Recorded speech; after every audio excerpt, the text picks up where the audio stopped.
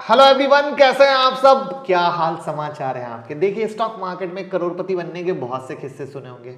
बहुत सारी ऐसी कंपनियां जिसमें अगर आपने 1 लाख रुपए आज से 20 साल पहले इन्वेस्ट किए होंगे तो वो करोड़ों के भी रिटर्न दे रहे हैं। लेकिन क्या हर स्टॉक इस तरीके से रिटर्न दे सकता है? तो इसका आंसर है बिग नो। सिर्फ वही स्टॉक आपको ऐसा रिटर्न दे सकते हैं जिनके फ्यूचर बिजनेस प्लान जबरदस्त हो और उनके प्रोडक्ट सेगमेंट में मोनोपॉली हो। तो आज की वीडियो में हम कुछ ऐसे ही मोनोपॉली स्टॉक के बारे में बात करने वाले हैं जो एक बेहतर रिटर्न भी दे सकते हैं और अपने सेगमेंट में मोनोपॉली रखते हैं। जी हाँ, जिनकी फ्यूचर ग्रोथ भी काफ़ी हाई लग रही है। इन कंपनियों ने अपने कॉम्पिटिटर को एलिमिनेट कर दिया है या पीछे छोड़ दिया है, जो इन्हें छू भी नहीं सकते। तो क्या आप जानना चाहेंगे? तो मैं मुकुल अग्रवाल आपका आप ही के YouTube चैनल में स्वागत करता हूं। जो भी नए लोग हो चैनल को सब्सक्राइब करें, बेल आइकॉन हिट करें और रात के 8:30 बजे का शो कभी मिस ना करें, जहां देते हैं कुछ ट्रेड आप कमा सके। स्टॉक मार्केट की किसी भी ब्रेकिंग न्यूज के लिए ट्विटर और टेलीग्राम से जुड़ जाइए। सारी न्यूज सबसे पहले सिर्फ आपके पास।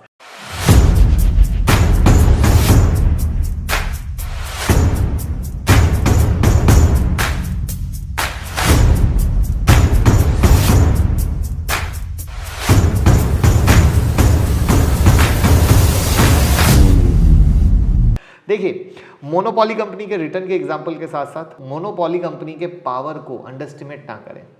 और ये मैं आपको यहाँ पर दिखाने की कोशिश कर रहा हूँ। जो चार्ट है वो है एमआरएफ का। अब इसका मतलब ये नहीं कि मैं यहाँ एमआरएफ स्टॉक देने वाला हूँ, मैं आपको बता रहा हूँ कि 14 सितंबर 2001 को एमआरएफ का स्टॉक 495 के पास और आज 78,000, यानी 20 सालों में 16,000% की ग्रोथ। यानी अगर 20 साल पहले आपने इस शेयर में इन्वेस्ट किया होता तो आप करोड़पति होते। तो आखिर इतना जबरदस्त रिटर्न क्यों? जवाब है मोनोपॉली। अब आपको लग रहा होगा एमआरएफ तो टायर बनाता है, टायर बनाने वाली बहुत सी कंपनियां हैं जैसे अपोलो, सीएट, बिरला टायर, तो मोनोपॉली कैसे? तो यहां पर सबसे पहले मैं आपको मोनोपॉली का मतलब बताना चाहूंगा। मोनोपॉली का यह मतलब बिल्कुल नहीं है कि कंपनी जो प्रोडक्ट बना रही है या सर्विस दे रही है वैसा कोई और ना दे रहा हो। मोनोपॉली होने के कई सारे अदर एस्पेक्ट्स भी हैं।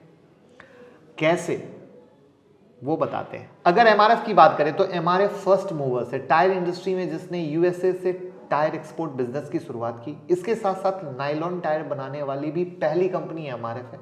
इसके साथ कंपनी प्लास्टिक पेंट और कई तरह के रबर की चीजें बनाती है जो इनके कॉम्पिटिटर नहीं बनाते, यानी कि प्रोडक्ट रेंज है इन्हें एक मोनोपॉली के तौर पे बनाती है।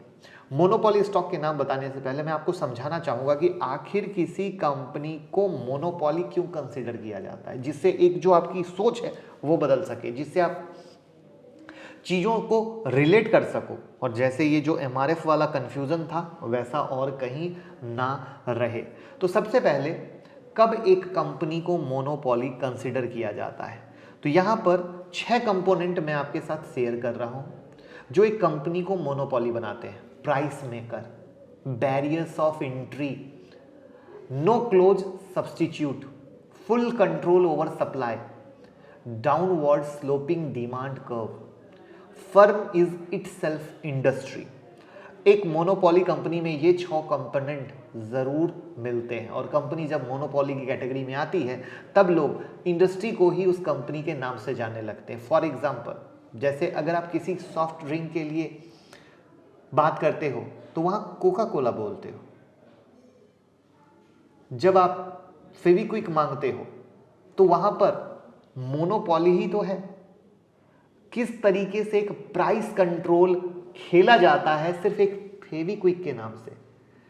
वहां पर उस प्रोडक्ट को कोई दूसरा रिप्लेस नहीं कर सकता है, क्योंकि लोगों को लगता है कुछ चिपकाना है तो फेविक्विक ही है।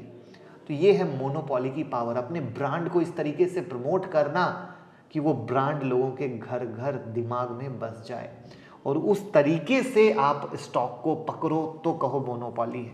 और वो जो एक चीज जो सोचते हो कि नहीं मोनोपॉली मतलब कोई दूसरा नहीं होगा एंड ऑल दैट, वो सोच को हटा दीजिए, वो बुक वाली कहानी है। अब इसमें पहला नाम आता है आईआरसीटीसी का। 1999 में शुरू हुई, रेलवे की ऑनलाइन टिकट बुकिंग सर्विस है। रेल नीर नाम से पानी बेचती है, स्टेशन पे ही रेलवे कैटरिंग के नाम से कैटरिंग सर्विस है, मेजर सर्विस है। कंपनी लगातार अपने बिजनेस को बढ़ाने में लगी हुई है, जिसमें hotel booking, flight booking, holiday package सब कुछ दे रही है। IRCTC most friendly visit website में से एक है और हर मंथ लगभग 27 से 28 मिलियन ट्रांजैक्शन वेबसाइट के थ्रू होते हैं और मोस्टली हर एक यात्री IRCTC से ट्रेन की बुकिंग करता है। 14 अक्टूबर 2019 में कंपनी ने 320 रुपये पर IPO लॉन्च किया था और उसके बाद तो हिस्ट्री ही बन गई, जो आपके सामने है कि किस तरीके से बेहतरीन रिटर्न दिया। इनके फाइनेंशियल को अगर आप देखोगे तो फाइनेंशियल में लगातार बढ़ोतरी हुई है, जहां पर 2021 में ड्यू टू कोविड इम्पैक्ट था। अभी इन्होंने अपने शेयर को स्प्लिट भी किया। क्यों किया? क्योंकि बहुत महंगा हो गया था और लोगों की पहुंच तक आ सके। अब यहाँ पर मोनोपॉली कैसे है इसको समझिए कि IRCTC इकलौती ऐसी कंपनी है जिसे गवर्नमेंट ऑफ इंडिया ने रेलवे टिकट सेल करने की परमिशन दी, यानी टिकट सेलिंग के मामले में मोनोपॉली। इकलौती ऑथराइज्ड ऐसी कंपनी है जो रेलवे स्टेशन पर कैटरिंग की सर्विस दे रही है, पैकेज्ड ड्रिंकिंग वाटर की सर्विस दे रही है, यानी रेल नीर जो आप पीते हो। अब यहाँ पर एक मोनोपॉली ये भी है कि गवर्नमेंट ही एक एंटी बैरियर है उनके बिजनेस सेगमेंट के लिए, यानी सर्विस देने के लिए किसी और कंपनी को गवर्नमेंट से परमिशन लेना पड़ेगा। तो था पहला नाम। अब बात करते हैं दूसरा, नेस्ले, इंडिया के टॉप FMG कंपनी में से एक। जी हाँ, कंपनी फूड, बेवरेज, चॉकलेट जैसे कई सेगमेंट में काम करती है। कुछ अगर फेमस प्रोडक्ट की बात करें तो मैगी, मिल्की बार, नेस्कैफे, किटकैट, बावन, मिल्क बेड, नेस्टा, और इन्होंने कुछ और प्रोडक्ट भी लाए, Nestle, Nestle milk, Nestle slim milk, Nestle दही, नेस्ले जीरा रायता चीज़ें लाती है। कंपनी भारत के 50% मार्केट शेयर को कवर करती है अपने प्रोडक्ट सेगमेंट में। इसके साथ साथ इसके इंस्टेंट पास्ता सेगमेंट में 75% मार्केट, और आप इनके मैगी और किटकैट को तो जानते होंगे क्योंकि ये दोनों इंडियन मार्केट में बहुत फेमस प्रोडक्ट है। लेकिन अगर इनके मोनोपॉली की बात करें तो किटकैट और मैगी से नहीं, बल्कि इनकी मोनोपॉली है इनके बेबी प्रोडक्ट सेरेलैक, लैक्टोजेन से। जी हाँ, मोनोपॉली बेबी सेगमेंट में दो रीजन है। पहला है पेरेंट की सेंसिटिवनेस सोच। नेस्ले इंडिया पिछले कई दशकों से बेबी प्रोडक्ट बना रहा है जिसके पेरेंट को भरोसा है, क्योंकि कोई भी पेरेंट्स कोई दूसरा चीज एक्सपेरिमेंट नहीं करना चाहता है। पेरेंट की पहली चॉइस बन चुके हैं सेरेलैक और लैक्टोजेन। हमने भी, हमारे माँ बाप ने भी वही चीज, तो ये एक चलता आ रहा है। यहां पर बेबी फूड सेगमेंट में 85% का मार्केट शेयर इनके पास है और कंपनी का लगभग 66% रेवेन्यू इसी से जनरेट होता है। और दूसरी मोनोपोली की वजह पता है क्या है? कोई भी कंपनी यूं ही बेबी प्रोडक्ट नहीं बना सकती है, उसे गवर्नमेंट से कई तरह की परमिशन लेने पड़ते हैं, जो कि एक बहुत लंबा प्रोसेस है। और इस सेगमेंट में वही कंपनी कंटिन्यू वर्क कर सकती है जो सीरियसली इस मार्केट में स्टेबल रहना चाहती है। तो that is the big reason Nestle के इस मोनोपोली को कोई नहीं तोड़ सका है।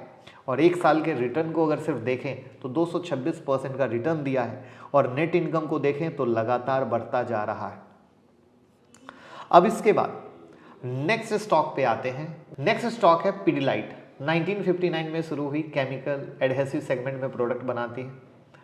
2020 तक तो कंपनी के पास कोई मोनोपोली नहीं थी, लेकिन 2020 में कंपनी ने एडहेसिव बनाने वाली एक मेजर कंपनी आर्डेलाइट को 2100 करोड़ में एक्वायर किया और इस एक्विजिशन के बाद एडहेसिव सेगमेंट में कंपनी ने भारत के 73% मार्केट पर कब्जा कर लिया। इसी सबसे खास बात क्या है? नए नए सेगमेंट में R&D करती है, जिसका परिणाम इन्होंने फेविक्विक, एमसिल, डॉक्टर फिक्सिट जैसे प्रोडक्ट को मार्केट में लॉन्च किया और कंपनी के मोनोपोली को साबित किया। देश में बहुत से लोगों को ये पता ही नहीं होगा कि लकड़ी चिपकाने के लिए जो फेविकॉल आता है उसका नाम है व्हाइट ग्लू।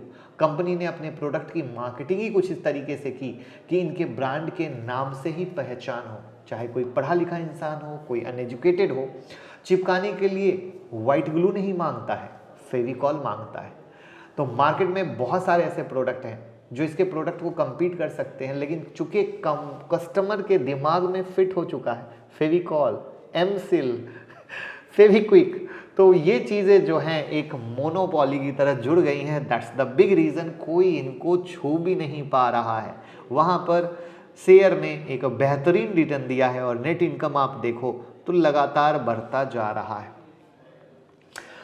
नेक्स्ट स्टॉक की बात करें तो नेक्स्ट स्टॉक है इनका एशियन पेंट।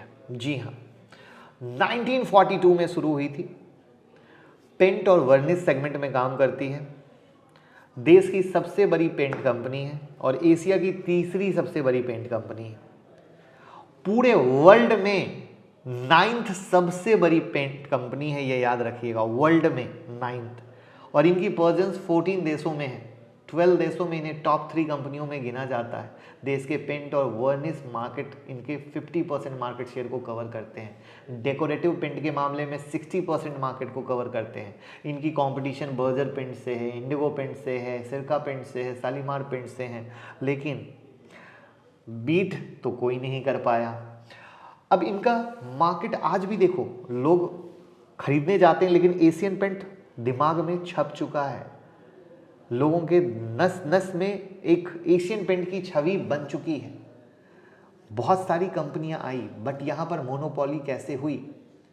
तो इनके इंटरनल ऑपरेशन में, इनके मार्केटिंग में, इनके प्रोडक्ट डिमांड को जो मार्केट में आती है उनको 95% तक एक्यूरेट प्रिडिक्ट करते हैं कि कब किस एरिया में किस तरह की प्रोडक्ट की डिमांड है, कब किस एरिया में कौन सा प्रोडक्ट बेहतर परफॉर्म कर सकता है, कब कौन सा नया प्रोडक्ट बेहतर आ सकता है। इनकी मार्केटिंग टीम इसमें महारत हासिल है और जिसके कारण ये बिल्कुल उस करेक्ट चीज़ों को प्रिडिक्ट करने के कारण कोई दूसरी कंपनी इनको बीट नहीं कर पा रही है।